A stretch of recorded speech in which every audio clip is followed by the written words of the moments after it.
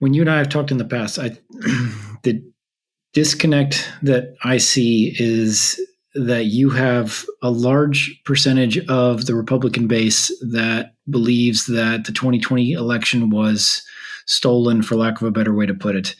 And you would implicitly then believe that it doesn't matter if you vote or not. And so, in your how you see things as far as like being active, getting people involved in the primaries, getting candidates, all of that is built around the premise that the vote is sacrosanct and that it's believable. And so what do you see happening in 2024, both in terms of turnout, but also trying to circle that square, if that question makes sense? We haven't had election problems in Tennessee, that we weren't not one of these states that were accused of stuffing the ballot boxes or doing the phony counts. So I don't think there's a widespread lack of faith in our election process. So I think that the biggest issue in 2024 is the volatility of Donald Trump.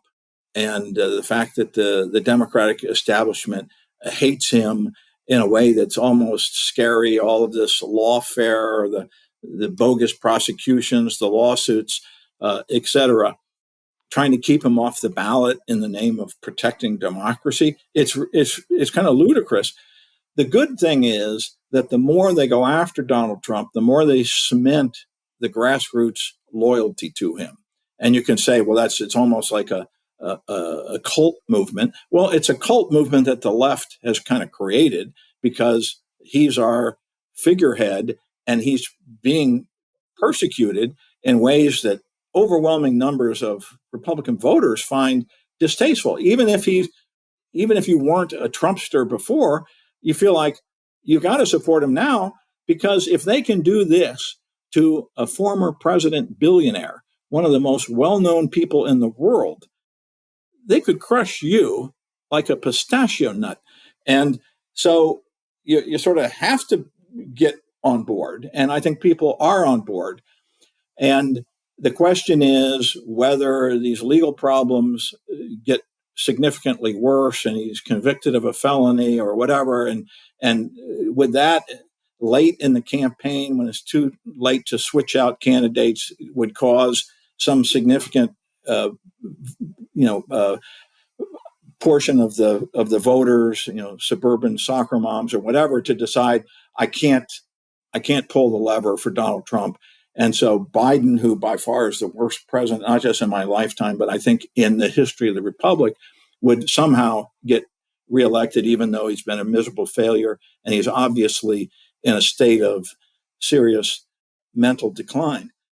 So I would have preferred a Republican nominee other than Trump. Not that I have anything against Trump. I voted for him twice, given him quite a bit of money in the past. But I think he does provoke a certain reaction in certain parts, certain constituencies. And the left, you think they're sticking pins in him like a voodoo doll. And at some point, he's going to become a pincushion rather than a candidate. Ron DeSantis didn't catch on. Maybe he's a future prospect. If Joe Biden gets reelected for another 4-year term, then I begin to get pretty glum about the future. And maybe that'll get me off the hook for my political activities. I can do what my wife wants and just book a bunch of long cruises and not pay attention to what's going on in the rest of the world. But anyway, I'm hopeful that President Trump will win, because how could Biden beat him a second time if it's done fair and square? And I think that a lot of this mischief that was exposed in 2020 won't happen again, because people are going to be alert to it. Not that they won't try, but I think you can get away with it once. It's much harder to get away with it twice. Excellent. Okay, and you do think that Biden will be the Democratic candidate? Well, the only thing that could happen is that he declares that he's really mentally ill-equipped to do it and step down, and then Kamala Harris is going to be even easier to beat. Nobody takes her seriously. She's literally a clown, and so they could try to pull some stunt at the convention and put Gavin Newsom in there instead. But Gavin Newsom is not somebody that I don't think the nation has an appetite for. That would create enormous problems in the Democratic Party with the BIPOC constituencies who would consider Kamala Harris being denied her due as VP. So I think they are stuck with him. That if they wanted somebody else, they should have let Robert F. Kennedy run in the Democratic primaries, but they've rigged it so that basically it has to be Biden. So I think they're stuck with him. They've made their bed; they're just going to have to lie in it. Fascinating. Okay, we're in for a turbulent, I think, next 10 months up until up until early November. I think it's going to be. I already saw Trump talking about he would love to debate Biden, and Biden responding with a sentence that didn't make any sense about if I were him. And then he's Yeah, switching to third person or something. I'm not getting the quote off the top of my head, but it was as if Biden was flipping between the first and the third person talking about himself. And but yeah, and I don't think that yeah, go ahead. Yeah, and I don't think the media has the same ability to put its thumb on the scale that they did in 2020. He tried to bring up the Hunter laptop at the debates, and Biden was able to say, "Oh, that's Russian misinformation." Well, that turned out to be a lie, and everybody now knows that it's a lie. And so there's a lot of baggage that didn't wasn't accounted for 4 years ago, but that there's no hiding it now. And plus, we've seen this horrendous inflation, we've seen this disastrous foreign policy mishaps. That I think the border. Is there a single human being in the United States that thinks it's good that we have 10 million unvetted illegal aliens roaming around the country, in committing crimes, attacking policemen? No, we've got the mayors of sanctuary cities in Chicago and New York begging the administration to close the borders and saying this is going to destroy us. Well, isn't that what Trump was saying? That uncontrolled illegal immigration is going to destroy America. So you've got the Democrats now admitting that Trump's border policies were, well designed and made sense. So maybe I'm being naive, but I cannot conceive of a scenario where Trump could lose this.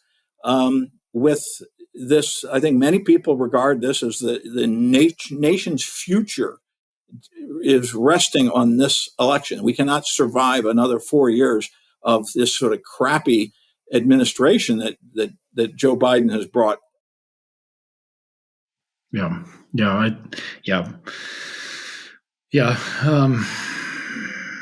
I I think that the U.S. involvement in Ukraine has been personally just like an absolute boondoggle and a milk cow for the military industrial complex personally. And I think Trump would have kept us totally out of Ukraine. Um, And would have made it unnecessary because Putin wouldn't have been so adventurous. So that's part of it, is that when the United States fails to become feared and respected in the world, bad things happen. And that, so certainly all of this adventurism by Putin didn't happen when Donald Trump was president. And then this worship of Zelensky, and nobody's worrying about how much of this aid has been embezzled or wasted. And we have an obvious military stalemate that's been going on for a long time, and people still talking about victory. Well, I think there needs to be a negotiated resolution, and we needed to start thinking like this 6 months ago, if not sooner. And you can pour an endless amount of money. Look at our whole history in the Middle East. You can spend money over a decade and not improve your result. So you need to be much more strategic about what you do and how you do it. it's ineptitude. It's ineptitude. Yeah, and it's a neocon philosophy of we're going to serve as the world's police force, and also this good versus bad, very simplistic.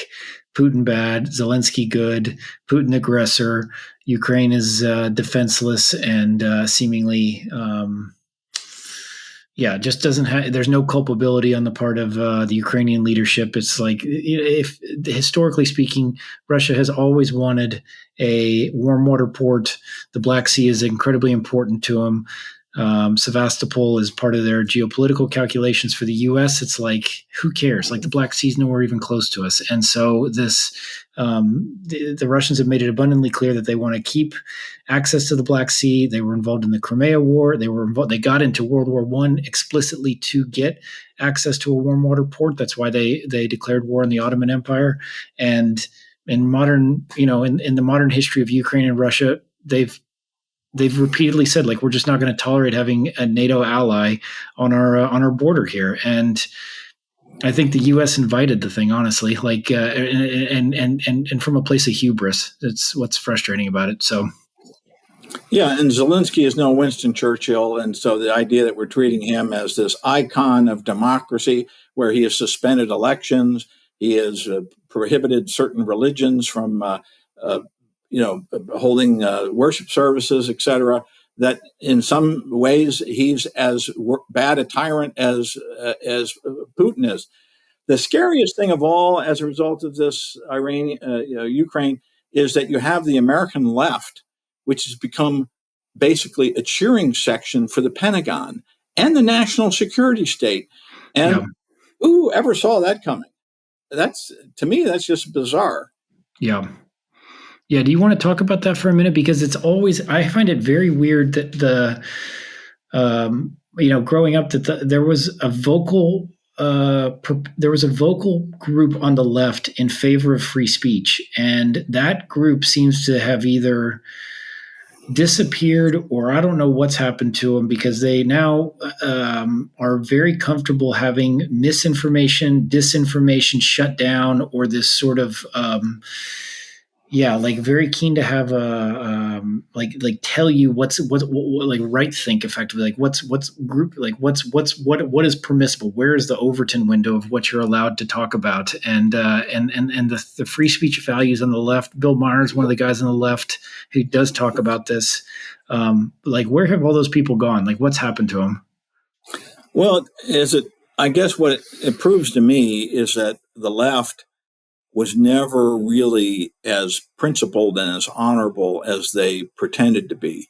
And what happened is, once they completed their march through the institutions and they got control of the media and higher education and so forth, and then, for a period of time, they were in charge of the federal government, and they decided, we really like being in power.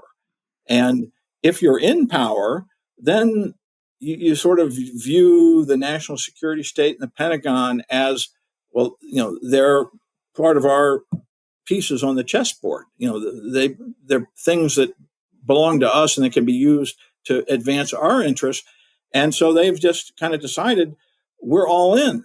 And so when you have now, it's pretty clear that you had the federal government manipulating or giving orders to big tech in terms of removing things from Twitter or from Facebook, censoring. New York Post got deplatformed, the oldest newspaper in the United States, for trying to cover this real significant story, Hunter Biden's laptop, with all these incredibly incriminating images and messages on it. And the left is perfectly okay with that. And they're advocating censorship. So this is like an Orwellian world where they have abandoned all the things that they used to supposedly believe in, and are now defending censorship because they view it as important to maintain their power. And so what Lord Acton said, power tends to corrupt, and absolute power corrupts absolutely. The left has been, if it wasn't corrupt all along, has become utterly corrupt.